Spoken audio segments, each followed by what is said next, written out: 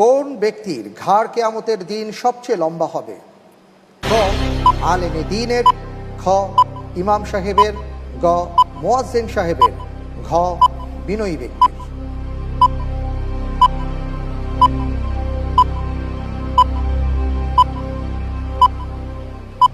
মাশাআল্লাহ, এই প্রশ্নটির উত্তর ভাই ভাই ভালো করে বুঝে নেন, ৪৫ সেকেন্ডের মধ্যে আরো অনেক সময় বাকি আছে। আপনি বুঝে নিয়েছেন? জি, আচ্ছা, জি বলুন।